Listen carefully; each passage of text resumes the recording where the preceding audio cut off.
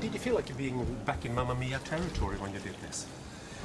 This is a little like Mamma Mia without the songs in some respect, and there's nothing wrong with that.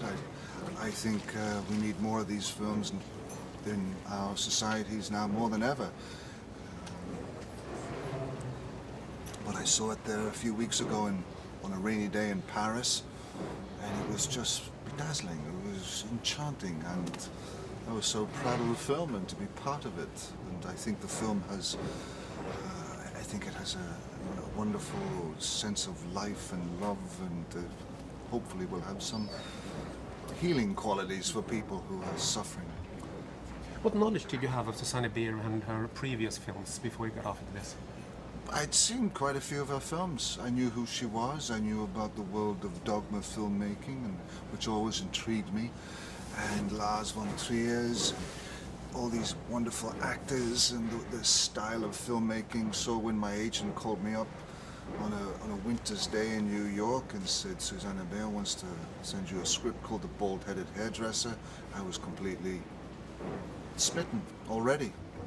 I spoke to Susanne about it, I read it, and I said, but how am I going to fit into this tableau of Danish actors and filmmakers? I don't speak Danish. And she said, don't worry about it, we all speak English, but you can't help but worry about it because you don't want to unbalance something which could be, you just don't want to, you don't want to stick out like a sore thumb. And somehow it seems to have kind of worked out. Obviously they thought of you when they were writing the script. Does that, when something like that happens, does it mean you feel a special connection to the part knowing this was written for me? I didn't think about it being written for me, actually. That never entered my mind. However, as I began to lend myself to the piece and work on the piece, there are certain elements in my own life that I could reflect upon. And I'm a father, and you know, I know something about the illnesses of life and women's cancer, and this is a lady that's suffering from cancer, breast cancer, and enduring the trials and tribulations of that awful disease. So there was many emblems that I could identify with. It is a romantic comedy, but it has a very dark streak to the topic of cancer throughout. Is that something that appeals to you? Cancer does not appeal to me in any shape or form. No, but romantic I know, yes. Romantic comedy, yes. And also with the dark streak that has appealed. And with the dark streak. And I mean, that's Susanna's gift and her magical touch, that she can have so many layers, so many stories running at the same time. And just when you're feeling comfortable within it, she'll kind of just gently stab you in the ribs with something that is quite poignant and meaningful. And you know, in a better world, that was the one that I saw, and then I worked backwards from there with her movies. We got on really well together as a director and an actor, and just as we've become friends, and this wonderful ensemble of actors have become good friends. I was embraced and welcomed to Copenhagen and this magical world of their filmmaking. Did you, I mean, you speak a few words of Danish in the film, and you are Danish spoken to. Did you pick up anything? Could you get by in Copenhagen today? Du er smuk. That's always a good line. You are beautiful.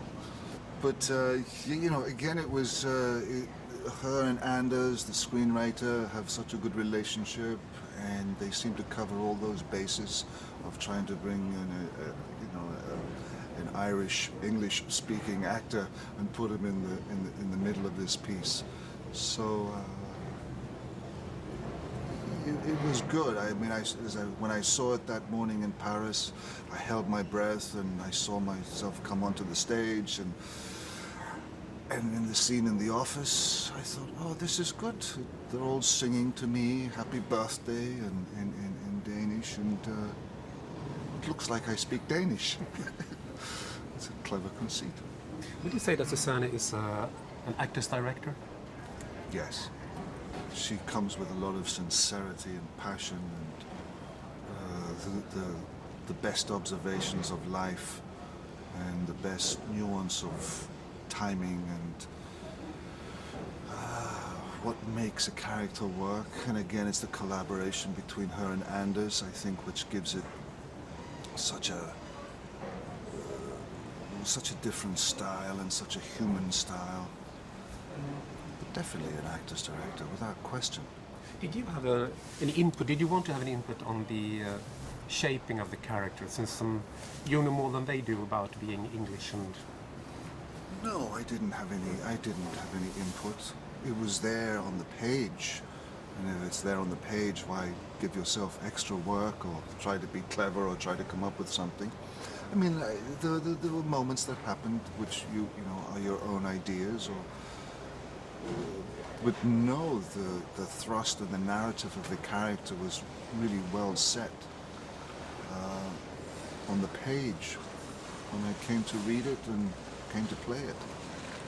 What did the enormous success of Mamma Mia, what did that mean for you? Apart from, I don't get you didn't get any offers for musicals after that, but I didn't get any offers for musicals. No, quite right.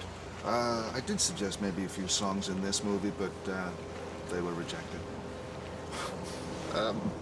Mamma Mia was one of those rejuvenating roles to play, because suddenly you have girls of 6 to 66 and beyond welcoming you and celebrating you, and you know, get them when they're young. I think get them when they're young. Mamma Mia was a joy to do, and what can I say? It was that film beside this film are like bookends, and Trina. So they will go on the mantelpiece